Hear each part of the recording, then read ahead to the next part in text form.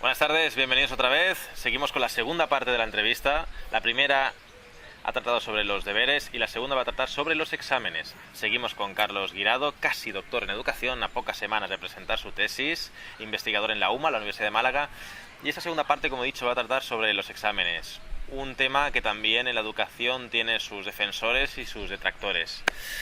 Este tema me interesa especialmente porque yo era una persona que me bloqueaba mucho los exámenes. El nivel práctico en la universidad, por ejemplo, se me daba muy bien hacer trabajos, investigar, leer, pero a nivel de examen me bloqueaba bastante, ¿no? Entonces yo tenía mis reticencias a la hora de hacer exámenes porque no le veía tanta utilidad como le podían ver el resto de, por ejemplo, de los maestros, ¿no? Que muchos lo defendían un examen. Bueno, ¿Qué nos puedes decir? buenas tardes de nuevo, Chevy. Buenas tardes. ¿Qué te voy a decir?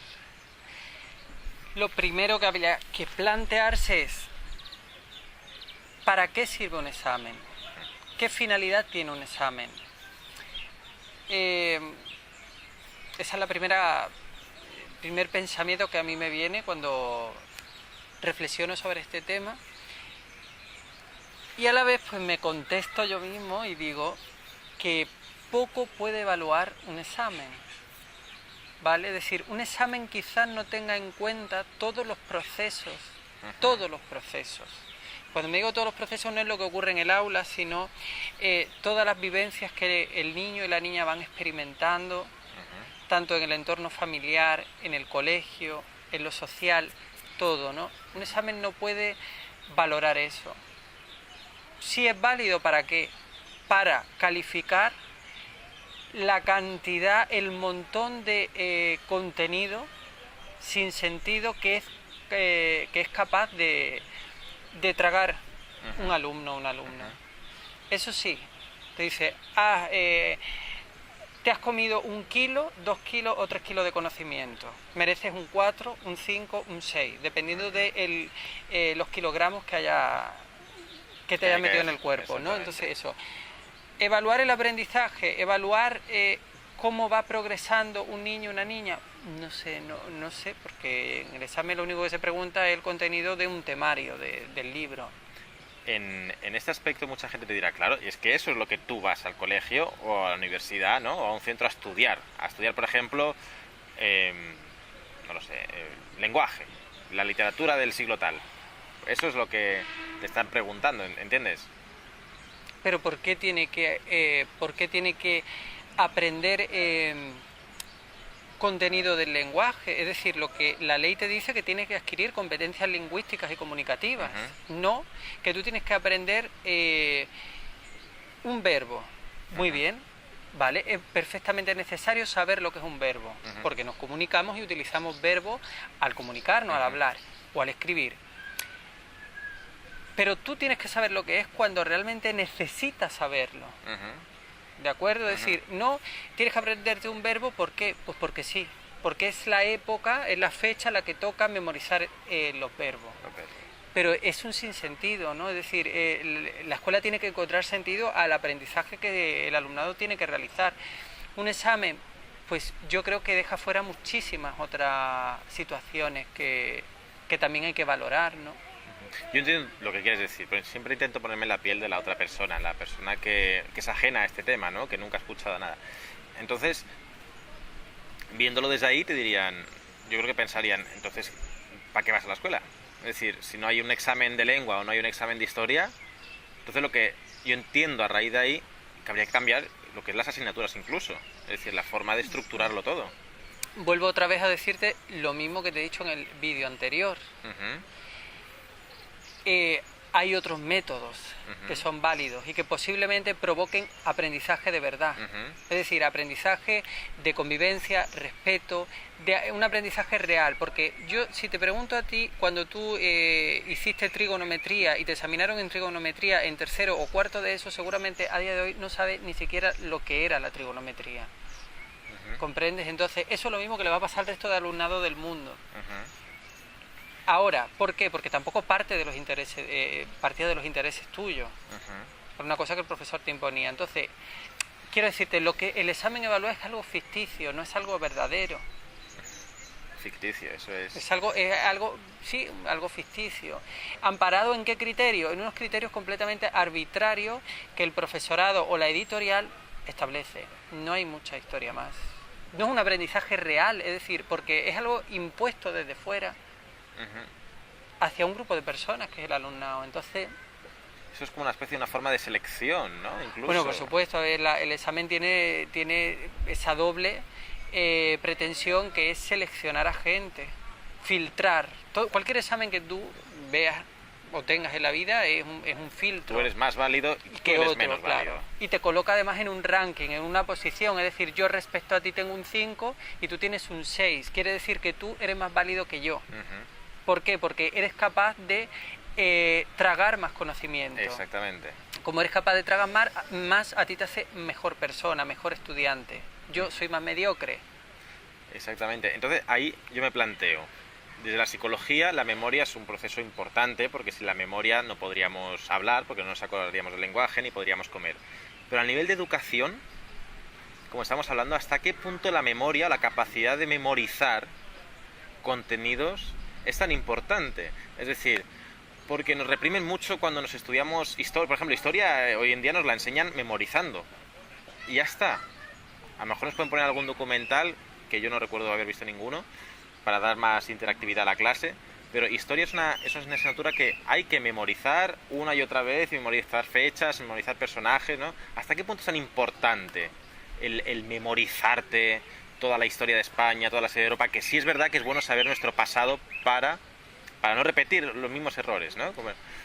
Pero esa capacidad de memorización tan extrema que nos exigen a veces en las aulas. Hombre, pues mucho sentido no tiene. A ver, memorizar es un proceso cognitivo, como puede ser la percepción, como puede ser la atención, la organización del espacio, del tiempo. Son procesos cognitivos, uno igual de importante que otro. No entiendo por qué la memoria sea más importante. Sí es más importante de cara al tipo de ser humano que se quiere crear. Cuando se quiere crear a un ser humano repetitivo, entonces es necesaria la memoria. ¿Por qué? Porque tienes que recordar para volver a repetir. Solamente esa finalidad. Si tú dices el proceso más complejo del ser humano, a nivel cognitivo, es la metacognición. Es decir, es la capacidad de planificar, de anticiparte a acontecimientos que todavía están por suceder. Entonces tú organizas, planificas siguiendo un plan, pues una situación de la vida cotidiana, por ejemplo. ¿Vale? Ese proceso sí sería mucho más complejo que memorizar. Memorizar es un proceso simple, igual que la percepción. Entonces no veo el motivo, la razón por la que la memorización sea más importante.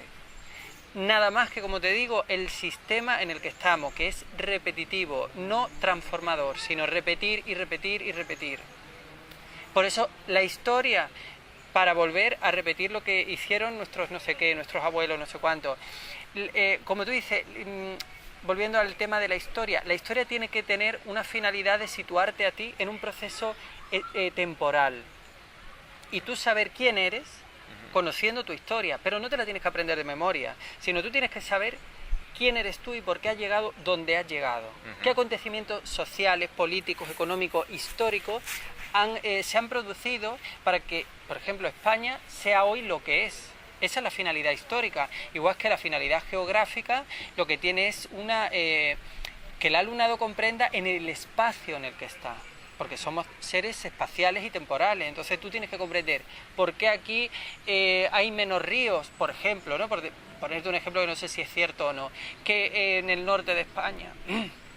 Pues quiero decirte, tú tienes que formar un mundo de significado en torno a la geografía, al espacio, pero no tiene nada que ver con la memorización. Es un proceso que puede ser ese como puede ser cualquier otro. Es curioso, me llama mucho la atención el tema de memorizar, porque muchas veces cuando estudias, ¿no?, en este sistema tradicional y clásico, estás estudiando una materia. Yo me siento muy identificado por la universidad, ¿no?, que ha sido el último lugar académico en el que he estado hace ya unos años. Yo estudiaba una materia, la entendía perfectamente, la entendía muy bien, podía incluso hablar con la gente de la materia, pero después a la hora de enfrentarme al examen me bloqueaba mucho. Porque además no solamente, muchas veces en los exámenes, no solamente van a ver lo que sabes, sino ver lo que no sabes. Es decir, porque encima te lo complican más.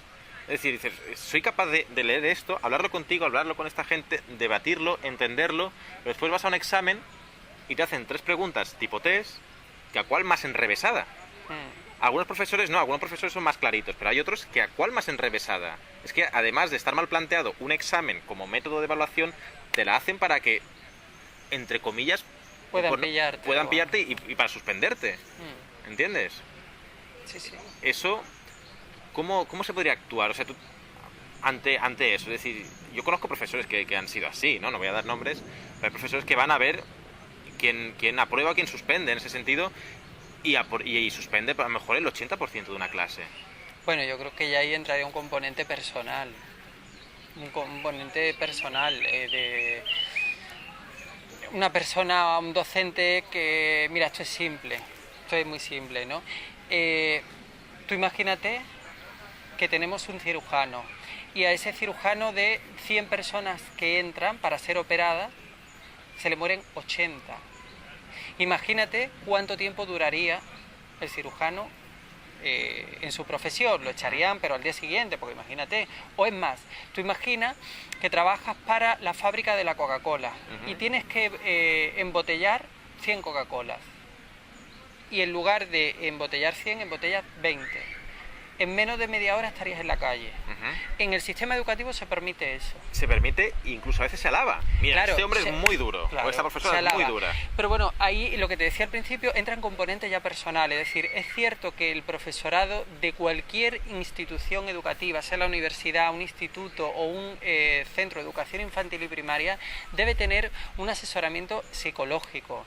Porque yo sé, es decir, conozco casos que el alumnado está sufriendo la carga histórica que trae cada profesor. Exactamente. Y vierte toda su mierda al alumnado. Exactamente. ¿Vale? Entonces, eso me parece que es impresionante, pero de alguna manera alguien lo tiene que controlar. Como te he dicho, bueno, pues tenemos sistemas de inspección que es un poco débil, entonces no puede ser en una clase en ningún caso puede suspender, ni la mayoría, ni siquiera. Un solo suspenso es un motivo de análisis para el profesor. Claro, porque eso no es puede que haya alumnos que sean más dejados, pero a nivel general, si todos los alumnos son más aplicados, espera, te explico lo de dejados, ¿no? A nivel general, cada suspenso sería un fracaso del profesor en ese sentido, ¿no? Es decir, a no ser que un alumno diga, yo no voy a hacer absolutamente nada, y se quede de brazos aunque cruzados. Lo haga así, aunque el alumno diga, yo no voy a hacer nada, ese alumno forma parte de tu grupo y tiene que encontrar una solución para aprender. No se puede dejar así.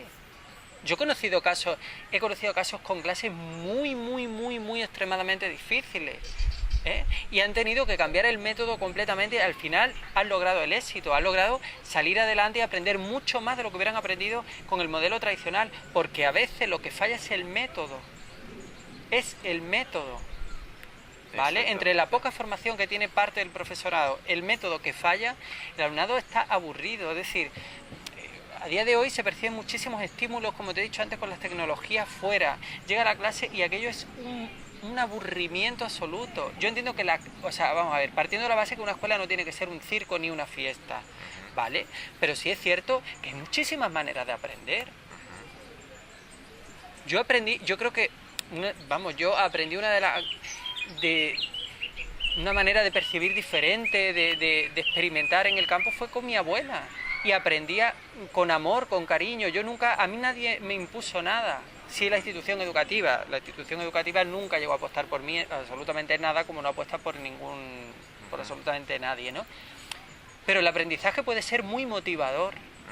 Tú puedes ir al colegio con alegría. Yo cuando tenía a mi profesora Marisol en quinto de primaria, estaba deseando despertarme para ir a la escuela.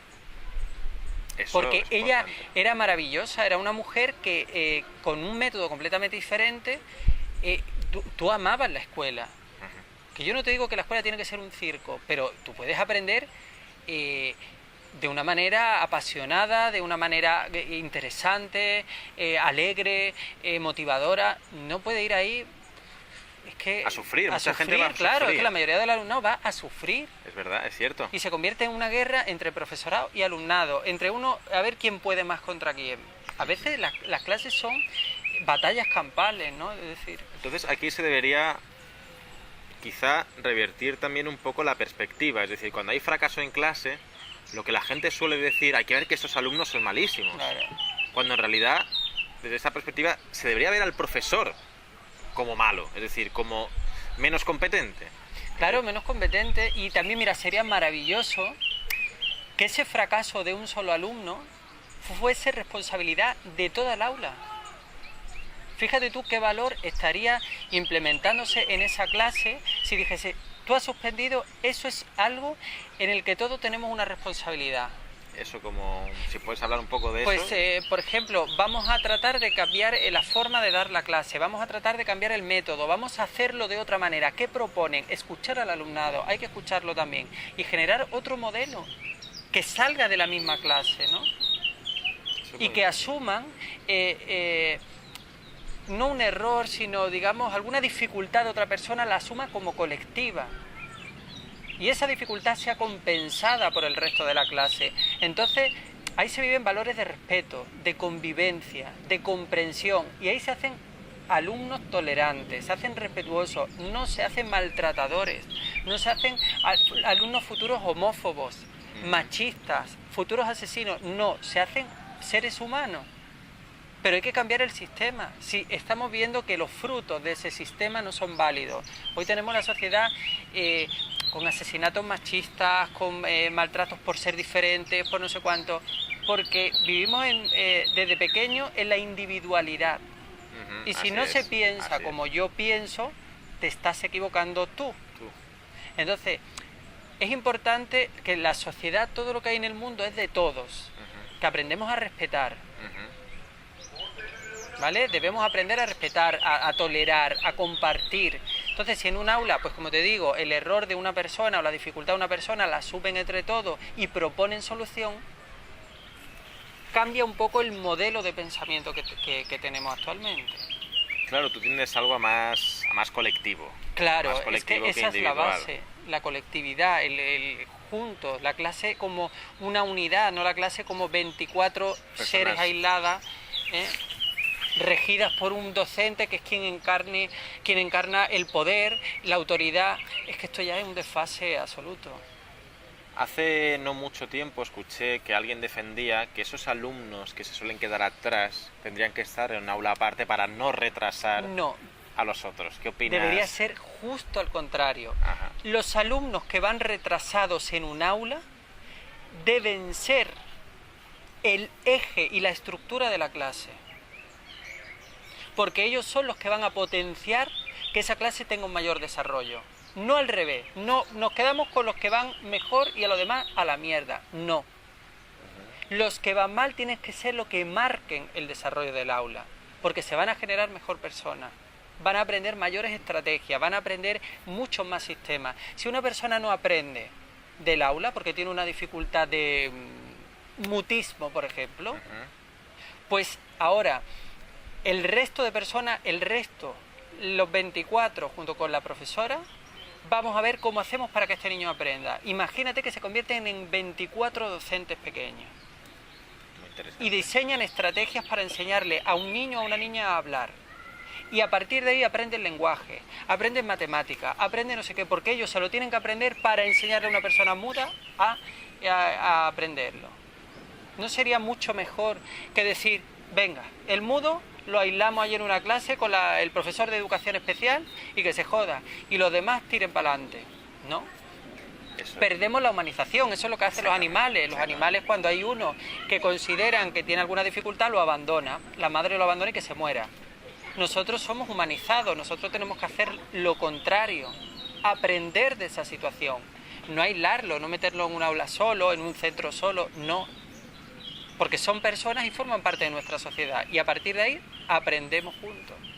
Me estoy dando cuenta que, a pesar de que hemos hablado de los deberes y de los exámenes, que es el tema principal de los dos vídeos, esto requiere una modificación brutal. Es decir, a raíz de ahí te das cuenta que los deberes y los exámenes son como la punta del iceberg de un sistema que hay que cambiar. Porque esos dos temas, que en teoría parece tan fácil de hablar, nos ha llevado a una profunda reflexión sobre el sistema educativo en general. Sí, porque todo pienso que es global. Es decir, hemos sacado dos aspectos, como son los deberes o los exámenes, pero en realidad está todo relacionado. Es decir, un tipo de estrategia lleva detrás un pensamiento. Es decir, cuando el alumnado, ahora te voy a saltar con otra cosa, cuando el alumnado está sentado de forma individual, lleva un pensamiento detrás, una filosofía, un modelo de ser humano a que haga cuando está en grupo. Evidentemente. Entonces, ahí van dos pensamientos diferentes. Con lo cual, hacer exámenes, mandar deberes, lleva detrás un pensamiento muy claro del tipo de ser humano que se quiere construir.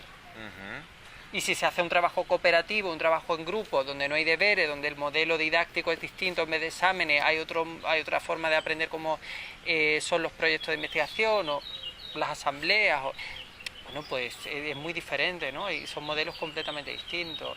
Yo, ¿por qué apuesto? Hombre, yo apuesto más por el otro modelo, por un modelo más cualitativo, un modelo basado en la cooperación, en la inclusión, en el respeto, no un modelo competitivo.